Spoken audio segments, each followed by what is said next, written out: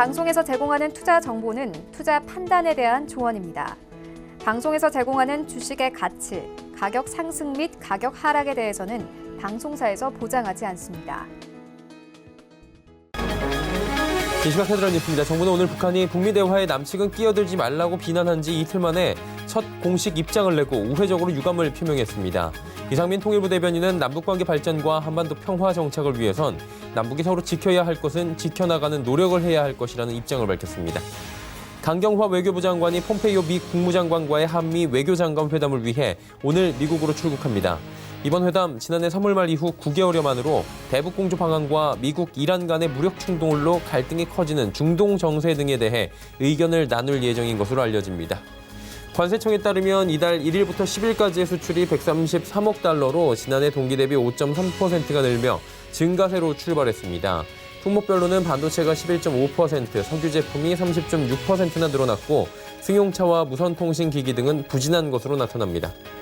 OECD 통계에 따르면 2018년 한국 전체 실업자에서 25세부터 29세 실업자가 차지하는 비중이 21.6%로 OECD 36개 회원국 가운데 가장 높은 것으로 나타났습니다. 특히 2012년 이후 7년 동안 20%를 웃돌며 가장 높은 수준이 이어지고 있는 것으로 나타났습니다. 시청자 여러분 안녕하십니까. 오늘장 내일장 출발하도록 하겠습니다. 서정덕입니다. 오늘도 시장이 상승 랠리를 이어갑니다. 양시장 모두 빨간불 켜주고 있고요. 코스피는 2220선 위까지 지금 올라온 상황입니다. 코스닥도 잘 가는데 일단은 중동 사태가 잠잠해진 뒤에 밑골이 길게 달라고 올라온 우리 시장이 큰 조정 없이 지속적으로 레벨업을 하고 있는 상황입니다. 그러다 보니 또 1월 효과 얘기 다시 나오죠. 늦었지만 기대해볼 만한 1월 효과 이런 비슷한 헤드라인들 많이 보셨을 겁니다. 조금은 더 올라갈 자리가 있다라고 이야기가 나오고요. 일단은 2130포인트 가볍게 뚫고 올라왔고 코스닥 같은 경우도 666선을 치고 올라오는 게 좀 쉽게 매물대 소화가 됐기 때문에 레벨업이 일단은 아직까지는 잘 되고 있는 상황입니다. 그리고 기업 실적 부분 역시 작년에 워낙에 안 좋았기 때문에 기저효과로 올해가 조금 더 괜찮아 보일 수 있다. 4분기가 저점이다, 통과하고 있다 이런 얘기들이 지금 나오고 있는데 그러다 보니까 시장 분위기 자체는 나쁘지 않습니다. 그리고 15일로 지금 당장 1단계 미중 간의 무역 협상 도장을 찍는데 이 부분이 엄청나게 큰 모멘텀으로 작용하지는 않을 겁니다. 이 부분으로 2달러를 지금 끌어왔기 때문에 당장 도장을 찍는다고 해서 시장이 가파른 상승세를 보이진 않겠지만 일단 큰 불은 껐다라는 것에 대한 확신은 가질 수 있을 겁니다. 15일이 얼마 남지 않았습니다. 다만 지금 보면 쏠림 현상, 섹터별로 지금 쏠림 현상이 굉장히 두드러지게 나타나고 있는 시장입니다. 지수는 올라가는데 오르는 종목만 오릅니다. 아시다시피 반도체 업종들 잘 가고 있지만 나머지 소외되는 업종들도 보이고 있고요. 월요일 시장입니다. 한 주간의 일정들 정리해보고 오늘 시장 정리하면서 또 전략들 가져가면 좋을 것 같습니다. 코스피부터 만나보도록 하죠. 자, 시장이 2222포인트대까지 올라와 줍니다. 잘 달리죠. 하루간의 흐름을 좀 정리해 보도록 하겠습니다. 자, 보시는 것처럼 2223 장중 고점 부근이고요. 조정 거의 없이 계속해서 우상향 꾸준하게 하고 있는 시장입니다. 다음 살펴볼까요? 보시면 개인 기관이 지금 동반 매도가 나오는데 외국인이 사요. 외국인이 일단은 최근 시장에서 지속적으로 순매수를 해주고 있다. 이렇게 보시면 될 것 같습니다. 지난주에도 많이 매수해줬는데 오늘도 매수를 좀 많이 해주네요. 다음 살펴보도록 하죠. 삼성전자, SK하이닉스 또 갑니다. 삼성전자가 얼마 남지 않았네요. 6만 원이 지금 역사적 고점 59,800원까지 오늘 찍었는데 자, 지금도 300원, 200원 정도 남겨놓고 움직이고 있는 상황인데 6만 원 오늘 찍게 될지 한번 좀 봐야 될 것 같고요. SK하이닉스 역시 10만 원 부근까지 오늘 올라갑니다. 네이버가 살짝 조정 나오는 가운데 삼성바이오로직스는 계속 갑니다. 다음 살펴보도록 하죠. 현대차가 그래도 올라가네요. 11만 원 초반대까지 밀려 내려갔던 주가가 지난주 금요일 오늘까지 지속적으로 상승 흐름 가져가고요. LG화학 지난주에 급등 나왔죠. 2차 전지 관련해서 여러 가지 호재 기사 나오면서 올라갔는데 오늘도 올라가고 현대모비스가 살짝 조정 그리고 셀트리온이 소폭 상승하는 가운데 LG생활건강 이 큰 무거운 주식이 지금 5%가 넘게 올라갑니다. 지금 중국 관련 기대감으로 제약바이오보다도 더 시원하게 가는 게 화장품 관련주다라는 얘기가 나올 정도로 화장품 관련주도 대형주들 아모레퍼시픽, LG생건이 시원시원하게 올라가 줍니다. 중소형 화장품주들은 10% 넘게 급등하는 종목들 찾기 어렵지 않습니다. 오늘 시장에서. 다음 보도록 하죠. 포스코도 올라가고 삼성물산도 올라가고 신한지주도 올라가고 SK텔레콤도 올라갑니다. KB금융만 소폭 조정이 나오는 가운데 코스닥 시장으로 넘어가 보도록 하죠. 자, 보시면 677.74입니다. 시원하게 689군까지 또 올라와 주는데 하루간의 흐름 정리해 보도록 하죠. 보시면 뭐 큰 조정 없이 계속해서 레벨업하고 있는 코스닥 시장입니다. 수급 주체 보시면 지난주와 비슷합니다. 개인만 사고 기관 외국인 파는데 기관 가운데선 연기금이 소폭 매수에 들어와 주는 정도 지금 보실 수 있을 것 같고요. 다음 살펴볼까요? 셀트리온 헬스케어가 지속적으로 상승 흐름 가져가는 가운데 오늘 CJ ENM이 큰 폭의 상승이 수반이 됩니다. 16만 원 부근까지 단숨에 치고 올라오고 스튜디오 드래곤 역시 3.2% 이제 9만 원이 얼마 남지 않았고요. 펄어빅스가 2%대의 강세 보이면서 어느새 20만 원 부근까지 또 올라와 줍니다. HLB만 살짝 조정 나오네요. 다음 볼까요? KMW 오늘도 올라갑니다. 그리고 메디톡스가 무려 9%대의 강세입니다. 일단 중국 관련 좋은 얘기 나오면 중국 쪽으로 또 매출이 나오는 제약바이오 종목들도 봐야 되는데 메디톡스 같은 경우에 작년에 중국 때문에 어려웠습니다. 그리고 중국이 괜찮아질 것이다 라는 기대감이 올라오면 이렇게 또 크게 움직여주는 메디톡스입니다. 파라다이스 올라가고요. 헬릭스미스 그리고 SK머티리얼즈 조정 나옵니다. 다음 보도록 하죠. 슈젤도 같이 올라갑니다. 보톡스 관련주들 오늘 시원시원하게 올라가지고 원이가 EPS, 메지온, 솔브레인, SFA 빠진데 솔브레인은 좀 올라가다 다시 하락 반전이 나오면서 차익 실현 물량들 좀 쏟아져 나오고 있는 상황입니다. 다음 볼까요? 환율인데 환율이 조정이 좀 크게 나오네요. 1154원대까지 밀려 내려오면서 어느새 지금 1150원대 중반 밑에까지 지금 내려온 상황입니다.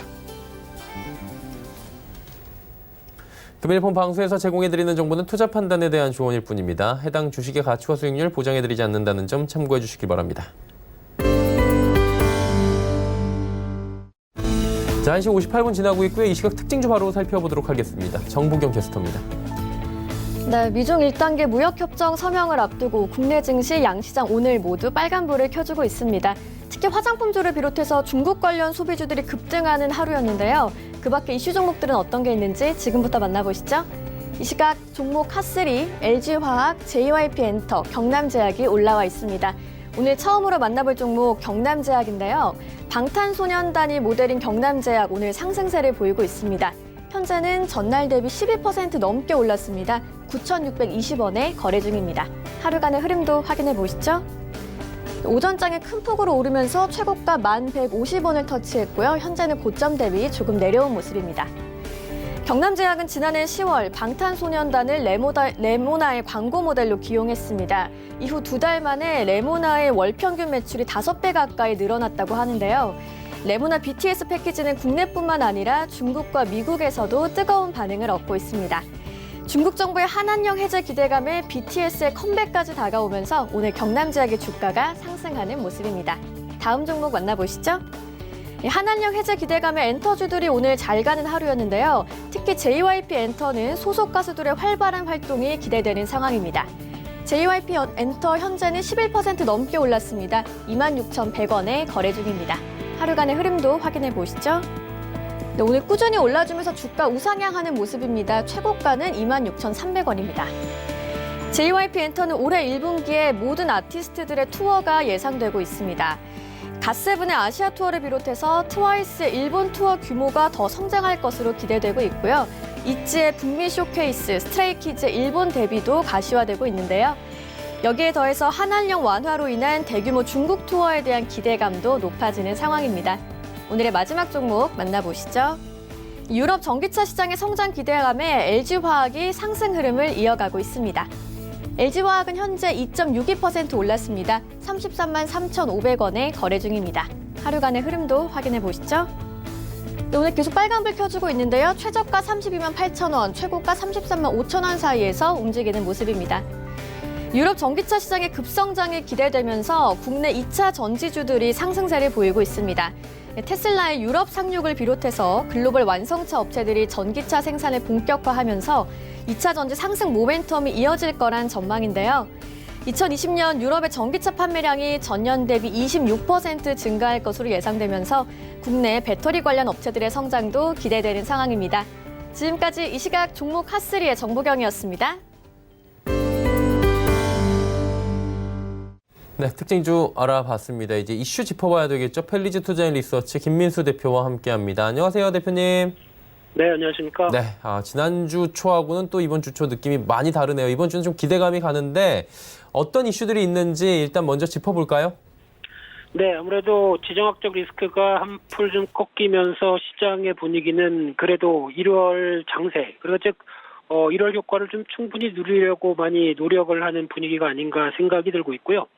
그런 관점 쪽에서 삼성전자가 6만 원대를 터치하는 분위기가 나오기 시작하면서 조금 더 분위기는 나쁘지 않다라는 쪽으로 먼저 말씀을 드려야 될 것 같고요. 일단 이번 주 주요 일정들을 날짜별로 하나씩 보게 되면은 1월 13일 월요일 오늘 같은 경우는 드디어 그날입니다. JP 모건 헬스케어가 열리면서 미국 시간 기준으로 13일부터 16일까지 이어질 걸로 보여지고 있는데요. 한 40여 개국에서 1,500개 기업이 참여한다고 얘기를 하고 있고요. 국내 기업들은 공식 초청은 한 52곳 정도가 받은 걸로 알려져 있는데 그중에서 7곳 정도가 어떤 부스에서 직접 발표를 하게 되고요. 2곳 정도가 추가적으로 1대1 미팅이 잡혀 있다라고 얘기를 하고 있는데 그와 관련돼서 셀트리온 한미약품, LG화학, 삼성바이오로직스 같은 굵직한 대표적인 국내 바이오 기업들이 참여하는 걸로 보여지고 있는데 하지만 이 JP모건 헬스케어 관련돼서 여러 가지 동향을 보게 되면 만약에 시장에서 부각을 받기 시작했으면 벌써 한 1, 2주 전부터 들썩이기 시작했을 겁니다. 하지만 그렇게 크게 변화가 없이 움직인다라고 하게 되면 일단 지금 흐름으로 봤을 때 연간 연례 행사다라는 관점 쪽으로 포커스가 맞춰져 있다고 봐야 될 것 같고요. 그만큼 제약 바이오를 바라보는 투자 심리가 과거와는 다르게 좀 많이 성숙됐다라는 관점 쪽으로 바라보고 있는데 그와 함께 또 중요한 부분들이 과거에 무조건 참여만 한다고 해서 모든 성과를 이루는 게 아니다. 중요하게 이 일을 통해서 어느 정도 성과가 가시화된 업체 쪽으로 차별화돼서만 시장이 바라보겠다라고 하는 움직임에 대해서 좀 더 주목하고 바라봐야 될 걸로 보여지고 있고요. 두 번째로 오늘 마이크 펜스 미국의 부통령이 연설이 이어질 걸로 보여지고 있는데 특히 대이란 정책과 관련된 방향에 대해서 좀 더 주목을 해야 될 걸로 보여지고 있고요. 세 번째로 오늘 미국의 CME에서 시카고 선물거래소에서 비트코인 관련된 선물 옵션 상품이 출시가 되는데 그에 따라서 어떤 관련주들에 대한 동향들 또 가상화폐에 대한 움직임들 체크해야 될 것 같고요. 1월 14일 날 화요일 날 내일 같은 경우는 윈도우 7이 기술 지원이 종료가 됩니다. 그러다 보니까 최신 운영 체제로 교체를 해야 되는 흐름들과 함께 이 보안 관련주 쪽도 변화가 나오지 않을까라는 관점 쪽에서 윈도우 관련주들에 대한 동향들 좀 더 체크해야 될 것 같고요. 또 하나 미국의 12월 소비자 물가 지수가 발표가 될 예정입니다. 특히 최근에 핵심 물가 상승률 추이를 미국 쪽에서 보게 되면 그래도 한 2%대 초반대에서 어느 정도 좀 안정권을 잡고 있다라는 관점 쪽에서 아직 인플레이션에 대한 부담은 그렇게 크게 나타나지 않은 가운데 조금 더 물가 추이를 연준은 주목을 하지 않을까 생각이 들고 있고요.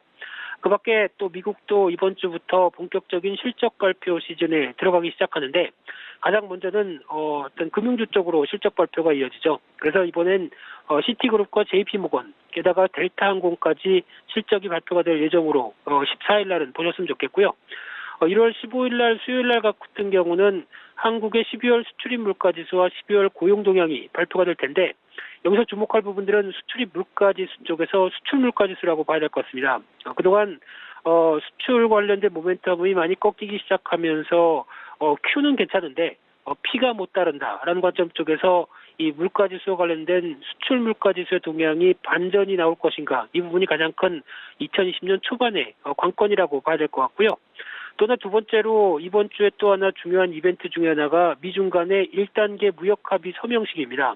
그래서 일단 이날 세부 내용과 함께 2단계가 어떤 식으로 또 협의가 들어갈지에 대해서 공개가 될 걸로 보여지고 있는데 개인적으로는 시장이 기대감 대비해서 막상 호재가 노출되는 오히려 주가에 대해서 차익 매물이 나올 가능성이 높다는 부분들 특히 1차 합의 내용들이 생각보다 시장의 기대치에 못 맞춘다라고 하게 되면 오히려 약간 불안감들이 또 가세가 될 수 있다는 특히 불확실성이 좀 더 커진다는 얘기겠죠. 그래서 그런 가능성이 있기 때문에 수요일 이후부터 나오는 시장 흐름들은 좀 더 주목해야 되지 않을까 생각이 들고 있고요. 세 번째로 미국의 연준의 베이지북과 함께 12월 생산자 물가 지수가 같이 발표가 될 예정이고요.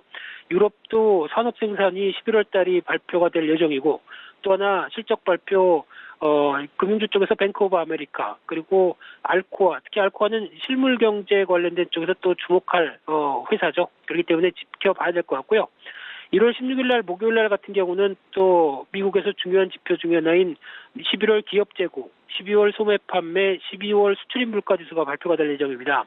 특히 미국도 마찬가지겠지만 최근에 떨어지고 있는 수출입 물가 지수 모두 다 부진한 모습들 쪽에서 반전 신호가 살짝 지난 연말에 들어왔는데 이 부분이 계속 이어갈 수 있는지 지켜봐야 될 것 같고요. 그 밖에 중국의 12월 주택가격 지수 아마 그렇게 썩 긍정적으로 나오지는 않을 것 같고요. 그 밖에 미국의 모건 스탠리의 실적 발표가 대기하고 있습니다. 1월 17일 날 금요일 날 같은 경우는 한국의 금통위가 개최가 될 예정인데 금리는 거의 금리는 거의 고정될 걸로 변화가 없을 걸로 보여지고 있는 상황 쪽에서 소수 의견 주목해야 될 것 같고요. 아마 전반적인 분위기가 올 한 해 한 차례 정도는 금리 인하를 하지 않을까라고 바라보고 있는데 아마 총선 전에 한 번 정도라고 조심스럽게 예측할 정도가 아닐까 생각이 들고 있고요. 그 밖에 또 BTS가 선 공개곡을 이날 발표를 하는데 2월 21일 날 네 번째 정규 앨범이 발표가 되기 전에 살짝 맛보기죠. 그러는 차원에서 최근 들어서 관련주들이 움직이기 시작하는데 이런 어떤 막상 또 공개하게 되면 이날은 차익 매물이 나올 수도 있다라는 관점 쪽에서 먼저 선반영한다는 관점들 눈여겨보셔야 될 것 같고요. 그 밖에 또 중요한 지표 중에 하나인 미국의 12월 산업 생산 그리고 1월 미시건대 소비심리평가 지수와 함께 또 중국도 12월 고정자산 투자, 소매 판매, 산업 생산 게다가 4분기 GDP까지 그래서 중요한 G2의 어떤 지표들은 17일 날 발표가 되다 보니까 오히려 금요일 날의 시장 변동성을 키울 수도 있다는 쪽도 바라보고 있는데 중요한 부분들이 미국과 중국의 산업 생산 추이죠. 최근 들어서 그래도 빠르게 바닥에서 반전 신호가 들어가고 있는 만큼 그에 따른 변화가 계속 확인이 되는지 이 부분도 체크를 할 필요가 있다. 이렇게 말씀드리겠습니다. 이번 한 주간의 일정들, 이슈들 정리해 주셨는데 그렇다면 이에 맞는 투자 전략도 짚어주셔야 될 것 같아요. 어떤 전략들이 필요할까요? 네, 지정학적 리스크에서는 좀 벗어났습니다. 그렇다고 하더라도 장기적으로는 갈등이 풀리겠다고 보기는 빠르게 불확실성을 해소하기는 좀 힘들다고 봐야 될 것 같고요. 또 하나 미국 중심의 밸류에이션 즉 실적 대비해서 주가가 비싼 특히 S&P 500 기준으로 봤을 때 18배 이상 되는 주가 수준을 보게 되면 부담감이 있는 상황 쪽에서 그러면 그를 충분히 설명하는 실적을 보여주는 게 관건이겠죠. 근데 그런 흐름들이 나올 수 있는지를 좀 더 체크를 해야 될 필요가 있다고 봐야 될 것 같고요. 게다가 또 최근 들어서 나오는 동향 중에 하나 대만이 신고가를 기록하고 있습니다. 그렇다는 얘기는 대만도 IT 업종이 시가총액의 상위를 차지하는 대표적으로 TSMC죠. 이런 쪽으로 봤을 때 IT 업황이 빠르게 회복되면서 나오고 있는 여러 가지 어떤 신흥국 국가의 변화 생각하게 되면 국내 흐름들도 이에 보조를 맞출 가능성이 높다라는 관점 쪽에서 여전히 IT 업종 중심의 비중 확대 전략이 바람직하다고 봐야 될 것 같고요. 최근 들어서 2차 전지 관련된 종목들의 섹터도 좀 빠르게 변하고 있습니다. 그런 쪽에서 기존에 이어지고 있는 반도체, 스마트폰, OLED에 이어서 2차 전지 쪽 그리고 조금 시세가 늦긴 하지만 5G 쪽도 어느 정도 어떤 단기 눌림 목적에서의 변화 기대할 수 있다고 봐야 될 것 같고요. 그런 측면으로 보게 되면 IT 업종의 주된 흐름들 쪽에서 이 섹터 내에서도 작은 또 수단매가 계속 이어질 수 있다라는 관점 쪽에서 바라보면서 주도 섹터를 계속 공략하는 전략들이 맞겠다 이렇게 바라보고 있습니다. 네, 주간 투자 전략들까지 상세히 들어봤습니다. 오늘 말씀은 여기까지 듣겠습니다. 고맙습니다. 네, 감사합니다. 펠리지 투자 리서치 김민수 대표와 함께했고요. 이슈 칼럼 이어갑니다.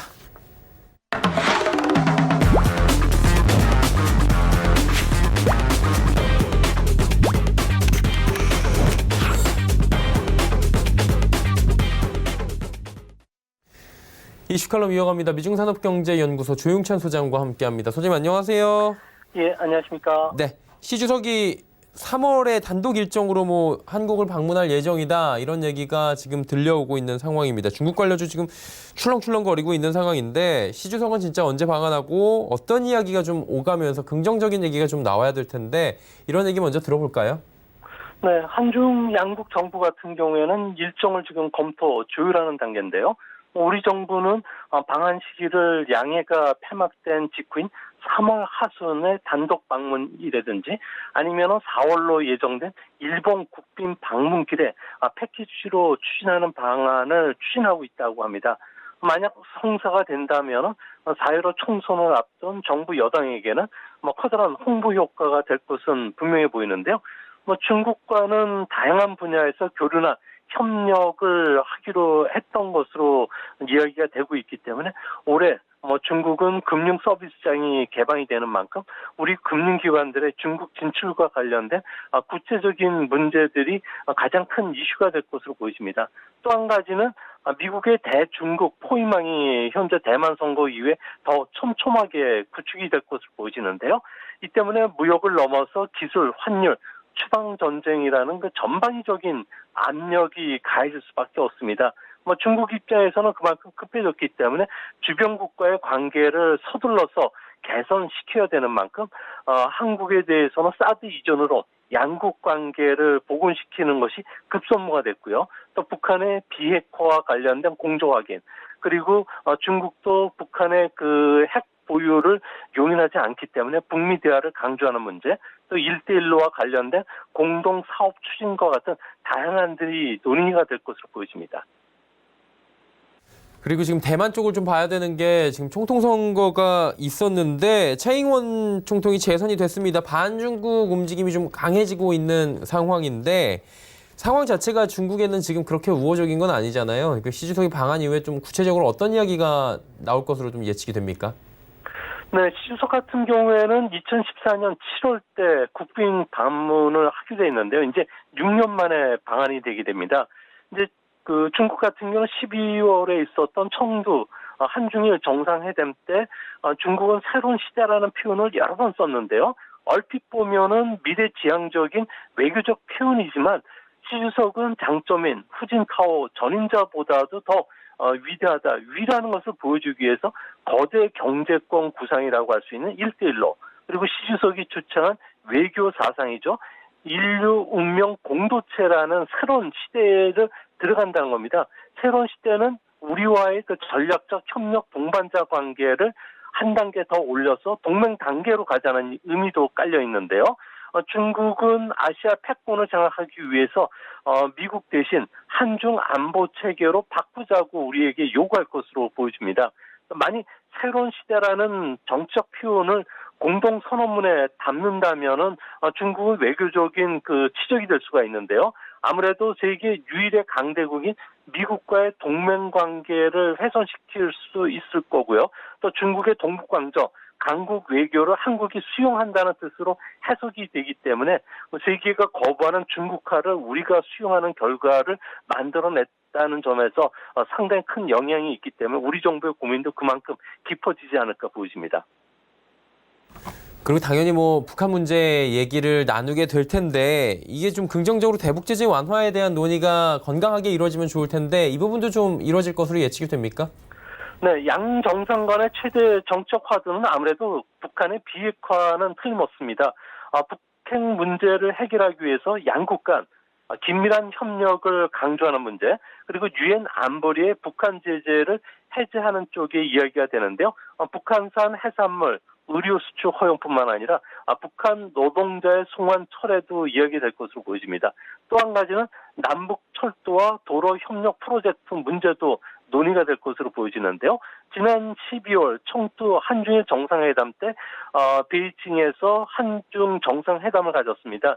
이때 중국의 1대1로 그리고 한국의 신남방, 신북방 정책을 연계 협력을 하는 동아시아 철도 공동체 구상을 밝혔기 때문에 앞으로 제3국의 공동 진출하는 사업을 서로가 지휘할 것으로 보여지고요. 또 구체적인 공동 선언문 형태로다가 협력 사업안들이 나올 가능성이 높을 것으로 보여집니다.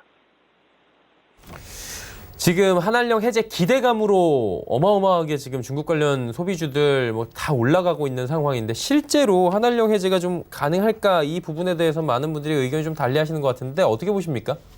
네, 한한령 해제 카드는 분명히 갖고 올 가능성이 높은데요. 뭐 올해 들어서 지금 5박 6일 일정으로 선양시에 본사를 두고 있는 이육탕이라는 건강식품 회사가 인천 송도 컨벤션에서 5,000명이 모여서 경영 전략하고 신제품 발표회를 갖고 중국에 돌아갔습니다. 덕분에 송도와 영종도에 위치한 20여 개 호텔에서는 매일 100여 대가 넘는 버스가 경복궁, 명동을 비롯해서 면세점, 백화점을 실어 나르기가 상당히 바빴다고 하는데요. 이뿐만 아니라 한류 가수의 중국 공연도 지금 떨어졌습니다. 3년간 중단됐던 크루즈 여행, 전세기 직항로도 시 주석 방문을 전후해서는 허용될 것으로 보여지고요. 다만 문제는 사드 철수와 같은 가시적인 조치가 없었던 만큼 상징성이 큰 롯데 호텔 숙박이라든지 면세점 이용은 형식상 금지가 될 가능성은 있지 않을까 생각이 됩니다. 그러면 이제 해제가 됐을 때 국내 산업에 영향도 분명히 올 텐데 어떤 부분이 좀 수혜를 보고 어떤 산업이 괜찮을지 꼽아주시겠습니까? 네, 그동안 침체기를 겪었던 관광이나 유통업 같은 경우에는 특수를 입을 가능성이 가장 높은데요. 홍콩에서는 중국 관광객의 묻지마식 쇼핑에 대해서 홍콩인들의 항의 시위로 인해서 중국 관광객의 홍콩 방문이 90% 감소를 했습니다. 대만 같은 경우에는 단체 여행객 금지령이 떨어졌는데요. 이 때문에 월 15만 명 이상이 줄어들었다고 합니다.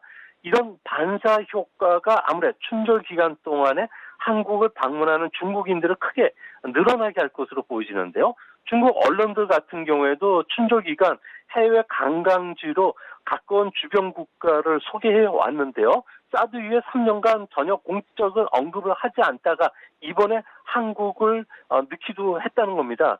이 때문에 시 주석 방문을 계기로 해서 단체 관광객 규제 해제뿐만 아니라 광전 총국의 신규 판업 발급이죠. 게임과 관련된 진출도 있을 거로 예상이 되고요.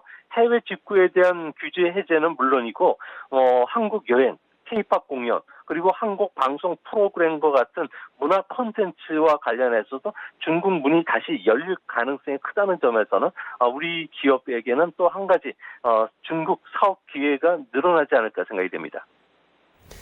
자, 이제 대만 쪽으로 자연스럽게 넘어가 보도록 하겠습니다. 차잉원 지금 총통이 승리를 거뒀는데 이게 득표 차이가 꽤 나더라고요. 대승했다라는 얘기가 들려왔습니다. 이자는 대패당했던 민진당이 이번에 소생할 수 있었던 배경이 분명히 있을 것 같은데 어떤 배경으로 이렇게 또 대승을 거둔 건가요? 네, 이번에 대만의 총선뿐만 아니라 대선에서도 민진당이 압승을 했는데요.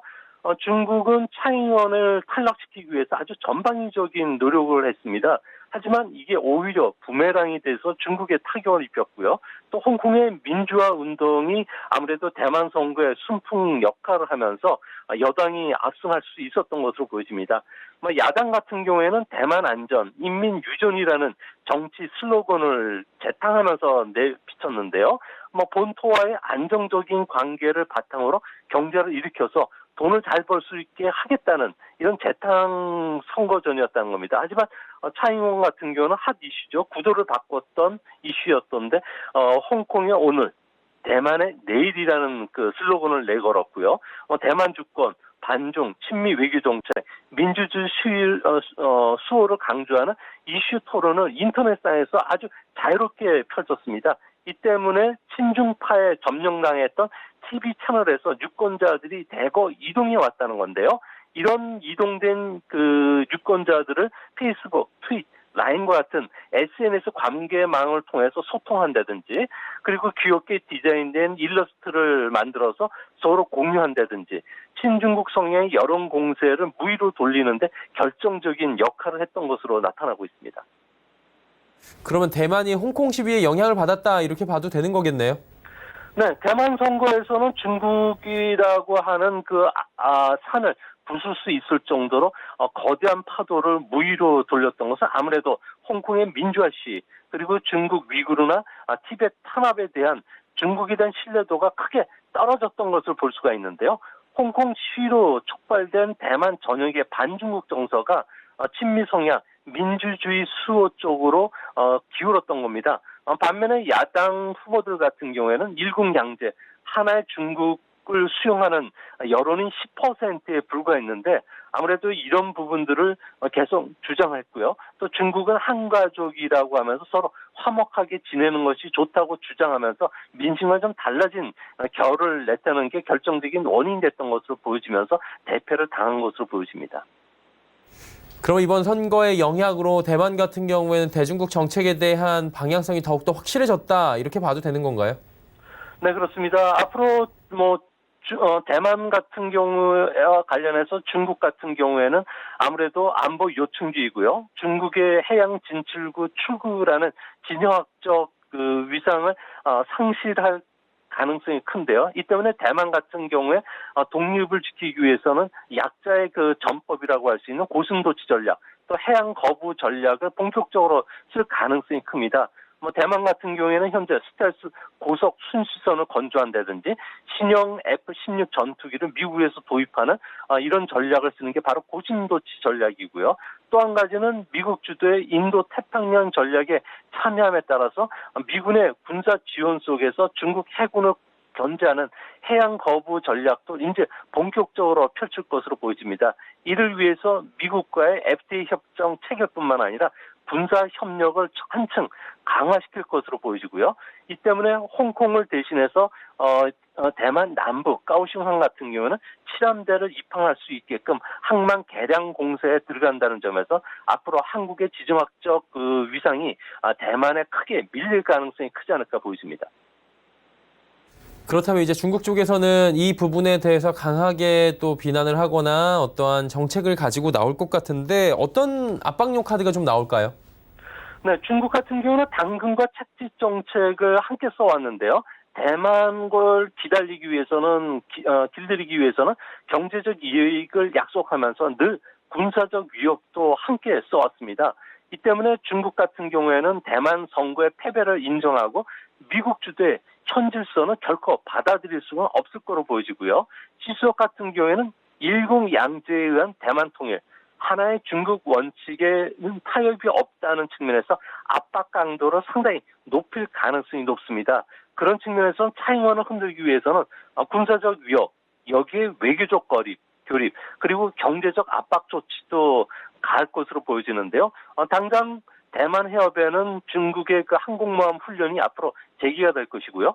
15개국밖에 남지 않은 대만 수교국에게 압력을 가해서 단교를 추진하도록 하면서 대만 고립을 가속화시킬 것입니다. 앞으로 또 한 가지 카드는 작년 11월에 대만에 약속했던 26개 항목의 인센티브죠. 취업 시 편의 제공이라든지 다양한 그 중국 사업에 혜택을 주는 부분과 관련해서는 친정부죠. 대만 정부와 관련된 기업에게는 인센티브를 축소하는 한, 그리고 대만에 대한 여행 금지, 그리고 세계 IT 장비를 생산한 대만 기업에 대한 세무조사나 반독점법 조사, 중국 내 판매 금지와 같은 다양한 조치들이 내려질 것입니다. 그러면 이제 뭐 총통 선거 결과와 홍콩 시위가 결국에는 중국하고 여러 가지 지형 지도를 좀 정치 지형 지도에 영향을 줄 수 있잖아요. 우리 경제도 영향을 줄 텐데 이 시나리오별로 볼 때 국내 경제에 어떤 영향이 좀 올까요? 네, 아무래도 대만 선거 이후에는 동북아의 정세는 신냉전 구도로 빠르게 들어갈 가능성이 큰데요. 자유나 민주주의, 인권, 법치라는 보편적 가치를 공유하는 자유주의 국가와는 연대 결속이 강화되는 움직임이 아주 뚜렷해질 것으로 보여집니다. 문제는 중국 같은 경우에는 미국의 동맹 간의 연대를 상당한 거부 반응을 보면서 지켜보고 있는데요. 인도 태평양 전략에 만약 한국이 참여한다든지, 파이브즈 아이와 정보 교환을 한다든지, 미국이 추진하는 중거리 미사일을 배치할 경우에는 중국에 대한 한국의 도전으로 보고 전방위 압력을 더 가해질 가능성이 큽니다. 반대로 미국 주도의 대중국 포위망에 빠져나왔을 경우에는 미국으로부터는 경제나 무역, 기술, 환율, 군사 협력에서 우리가 동맹국들에서 배제될 가능성이 크고요. 이렇게 되면 올해부터 미국이 시행 들어가는 국방법에 대해서 한국 기업이 피해를 받게 됩니다. 결국 우리나라 입장에서는 중국과 거리를 둘지 동맹보다 경제 교류 확대라는 열매를 찾아서 중국에 더 접근할지 거리감을 둘러싼 내부 논쟁이 앞으로 치열하게 펼쳐지지 않을까 보여집니다. 결국에는 이런 얘기 나오잖아요. 시 주석의 지위가 이번 선거나 홍콩 사태로 흔들릴 수도 있다. 이게 굉장히 크게 작용할 수 있다라는 얘기가 있는데 시 주석의 위치는 어떤가요, 지금? 네, 시 주석 같은 경우에는 차잉원의 재선을 막고 독립의 싹을 완전히 뽑기 위해서 정보기관인 국가안전부, 인민해방군 그 총참모부뿐만 아니라 육해 공군 상군이 다 나섰고요. 공안부까지 나서면서 많은 투자를 해서 언론 기관들을 장악했고요. 종교단체, 풀뿌리 시민단체, 언론 대학을 길들이면서 노골적으로 야당 편들기 공작을 해왔습니다. 그만큼 시 주석이 직접 지휘를 했기 때문에 홍콩, 대만 선거 2연패를 당하면서 반대파들로부터는 대만에 대한 통일 전략을 재검토하라는 비판을 받고 있는데요. 하지만 인민일보에서는 시 주석의 의견을 그대로 실어서 역사의 대사는 한 번의 선거로 변하지 않는다면서 지금의 강경 기조는 계속 밀고 나가겠다는 겁니다.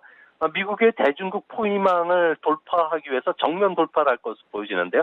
이 때문에 한국과 관련된 주변국의 외교적 협력을 강화하는 한 그리고 지역 패권을 강화하기 위해서 군사적 무력 시위도 이전보다 많이 할 것이고요. 반대파를 누르기 위해서 대규모 인사 이동 그리고 사회 통제를 강화시킬 것입니다. 그럼 결론적으로 이것들이 신흥국 증시에 우리나라를 포함해서 어떤 증시에 영향을 주느냐 이 부분을 저희는 키포인트로 봐야 될 것 같은데 어떤 영향이 좀 올까요? 네, 중국 같은 경우에는 반도체 수탁 생산 기업인 TSMC라든지 5G 핵심 기술을 갖고 있는 대만 기업들이 중국에서 많은 생산을 하고 있는데요. 이들 기업들이 앞으로 대만 선거 이후에 공급망 재편 때문에 해외로 나갈 수밖에 없습니다. 또한 왕왕이라든지 퉁이 같은 식품 회사들은 우리나라 기업과 중국 시장을 놓고 치열한 경쟁 관계를 보여왔는데요. 이 때문에 세계 공급망뿐만 아니라 중국 내수 시장에도 큰 변화가 일어날 것입니다. 이 때문에 우리나라나 일본도 적지 않은 영향을 받게 되는데요. 정치적으로 중국과 관계가 개선이 된다면은 대만 기업이 갖고 있는 시장 점유율을 가져가야 되겠지만 또 미국 눈치를 봐야 되는 우리 입장에서는 아무래도 대만이라든지 일본과의 같은 공조를 해야 되기 때문에 앞으로 그 중국 시장을 놓고서 우리의 고민도 그만큼 커질 수밖에 없을 거로 보여집니다. 네, 증시에 오는 영향들까지 오늘 짚어봤고요. 오늘 말씀 여기까지 듣도록 하겠습니다. 고맙습니다. 네, 감사합니다. 위증산업경제연구소 조용찬 소장과 함께했습니다.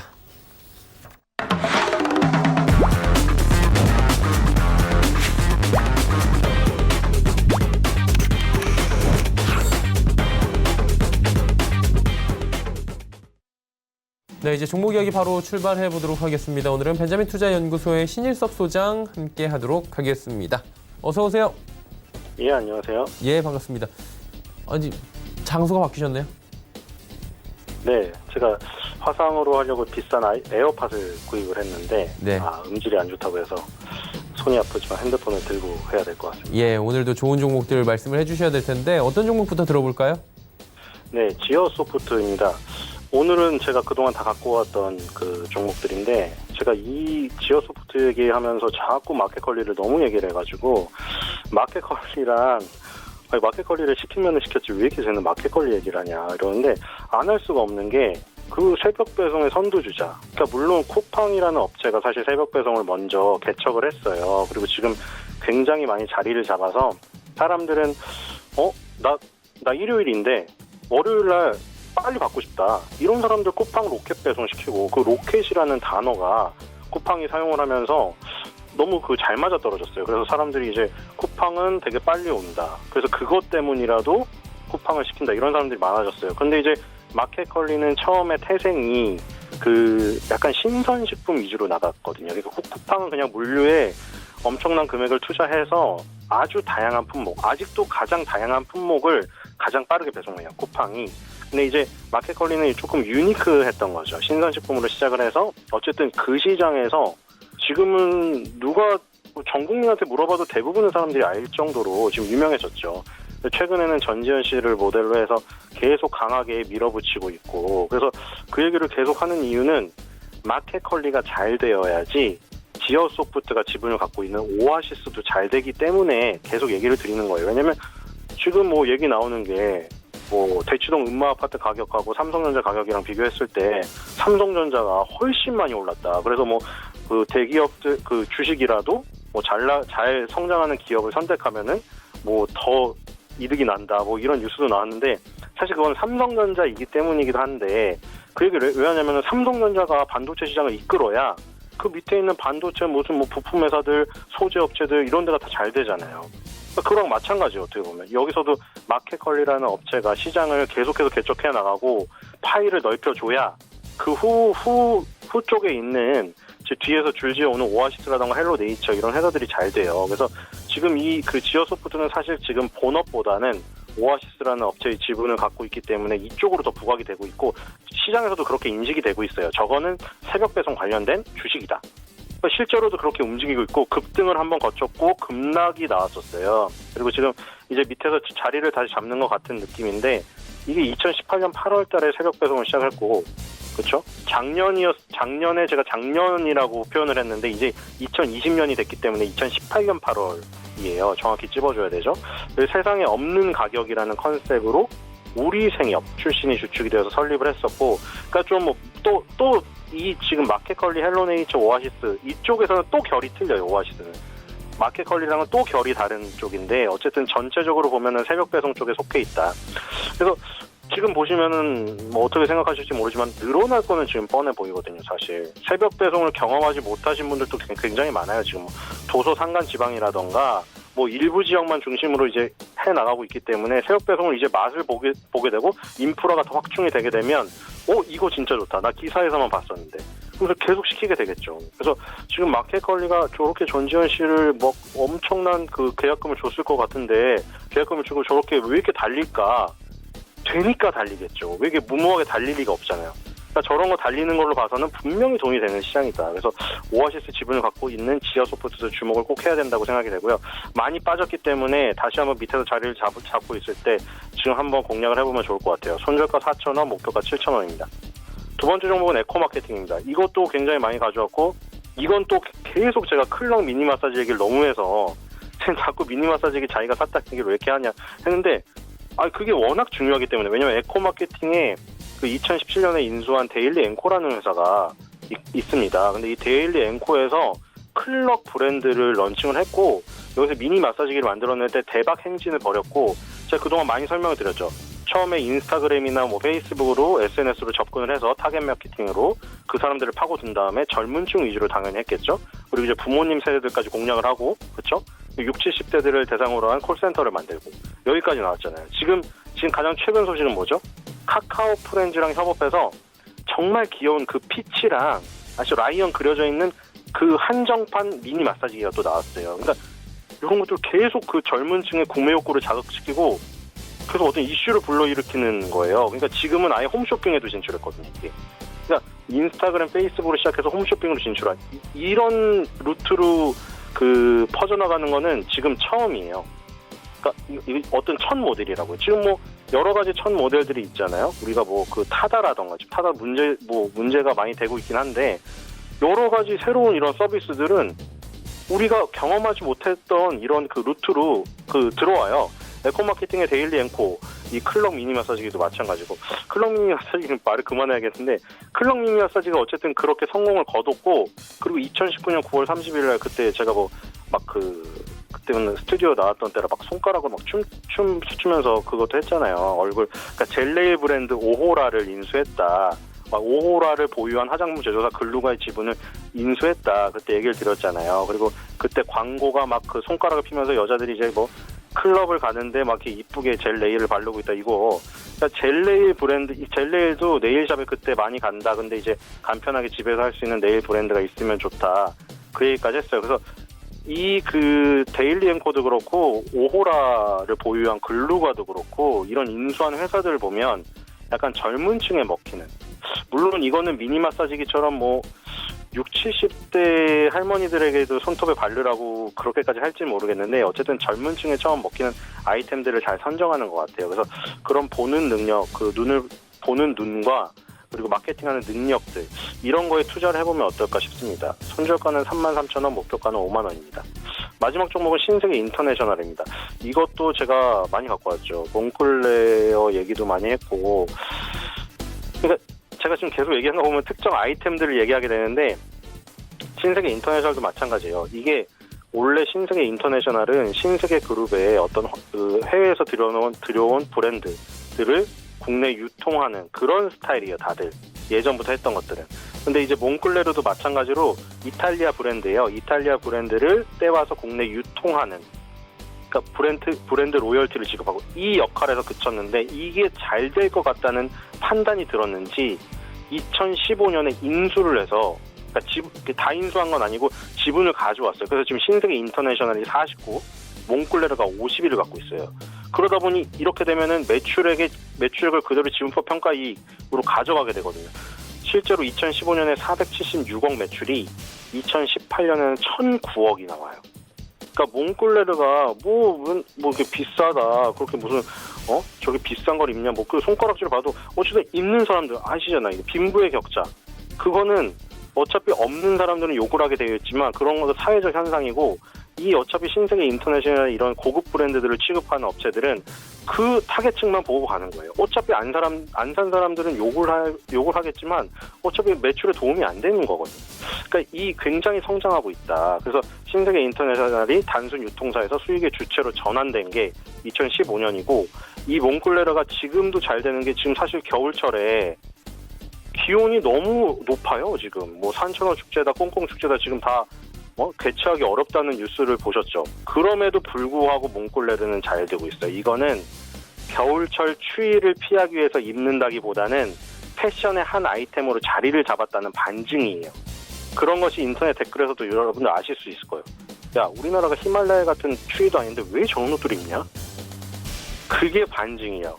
패션 아이템으로 입는 거지 추워서 입는 건 아니에요. 그렇기 때문에 어차피 패션 아이템으로 정착이 된 이상 계속 비싼 돈을 주고 입는 그 세대나 이 층은 그 강하게 있다는 거죠. 그렇기 때문에 신세계 인터내셔널은 그 부분만 보고 가면 되는 겁니다. 지금도 급등을 하고 있죠, 다시. 그래서 목표가를 더 올려 잡아야 될 것 같아요. 손절가는 25만 원, 목표가는 30만 원입니다. 네, 소장님, 그리고 지난 시간에 FNF 목표가 상향하면서 말씀해 주신 바 있었고요. 이번 주에는 어떤 종목을 또 짧게 보자라고 말씀해 주실지 궁금한데 어떤 종목들이 준비되어 있을까요? 네, 일단 FNF 같은 경우는 아까 말한 거랑 똑같습니다. 날씨가 춥지도 않은데 지금, 그쵸? 눈도 안 오고. 근데 FNF의 디스커버리는 실적이 좋다고 합니다. 그러니까 지금 아까도 얘기했는데 똑같아요, 몽클레르랑. 지금은 이게 정말 추워서 입을 수도 있는데 추워서 입는 것보다 하나의 패션 아이템으로 자리 잡으면 그거는 그냥 소비가 된다는 거예요. 날씨에 관계없이. 그렇기 때문에 좋은 거죠. 겨울철에 날씨에 많이 그 영향을 타는 게 겨울 의류 업체들인데 이게 그냥 패션 아이템으로 돼버린다고 하면 기온의 영향을 덜 받게 돼요. 고정적인 소비층이 있기 때문에 그게 좋은 거고요. 그래서 FNF 지금 굉장히 잘 가고 있습니다. 그리고 이번 주는 에코마케팅, 오늘도 지금 급등을 하고 있는데 지금 다시 위로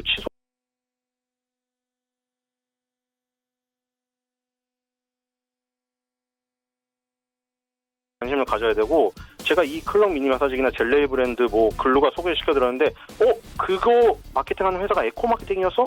그럼 주식하시는 분들은 빨리 찾아보셔야 돼. 이거였구나. 지금 타이밍이 좋기 때문에 제가 항상 기술적인 그 타이밍이 좋은 것만 갖고 오기 때문에 단기 접근 종목으로 에코마케팅이 이번 주에 적절할 것 같습니다. 네, 에코마케팅까지 이야기 나눠봤습니다. 오늘 말씀은 여기까지 듣도록 하겠습니다. 고맙습니다. 예, 감사합니다. 네, 벤자민 투자연구소의 신일섭 소장과 함께했고요. 내일의 종목 330 이어갑니다.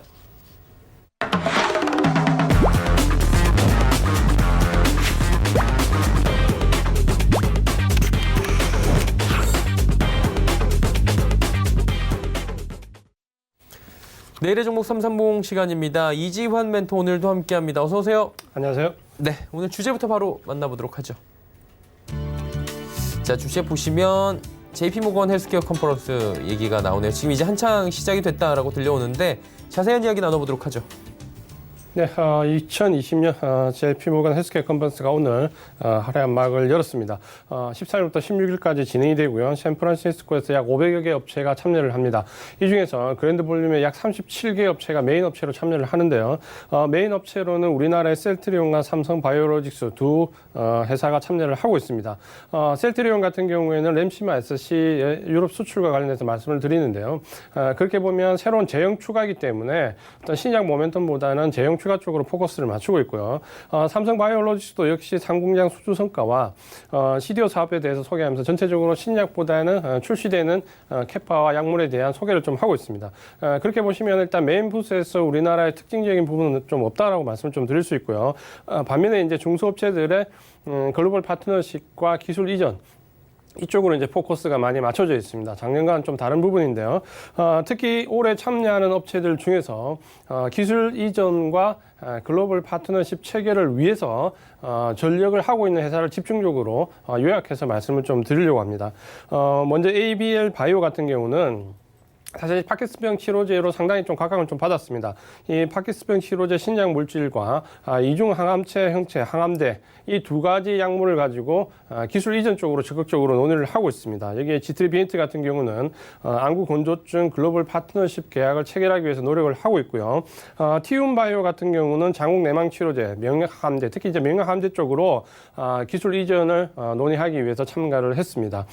바이오 솔루션 같은 경우는 자가 연골 시볼 치료제 글로벌 파트너십 체결을 위해서 참가를 했고요. 알테오딘 같은 경우는 ALT-B4 라이선스 계약을 논의를 하기 위해서 참가를 했습니다.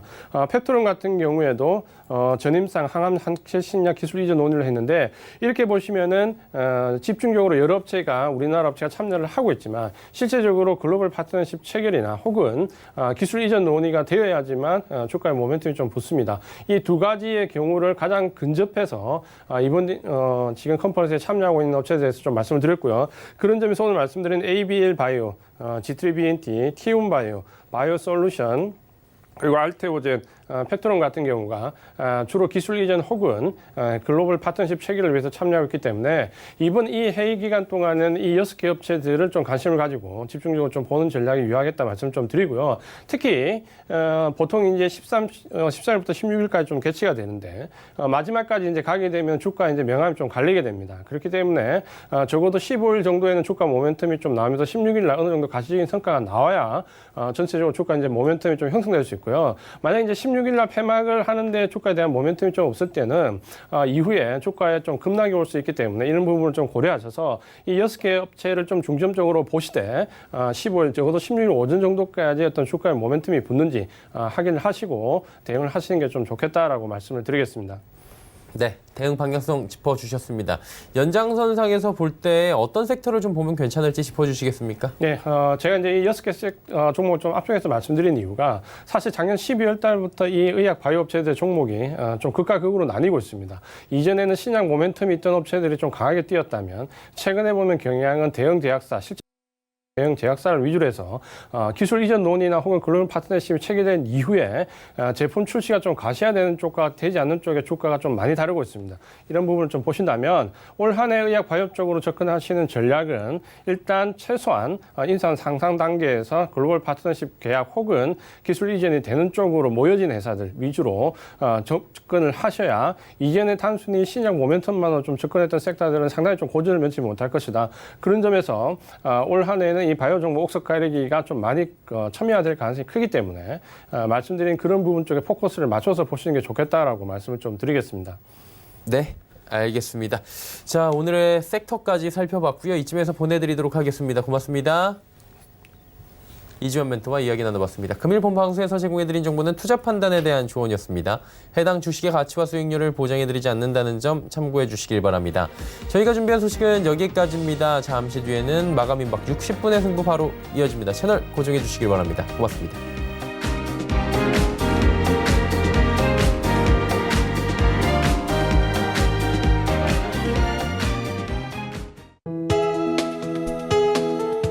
방송에서 제공하는 투자 정보는 투자 판단에 대한 조언입니다.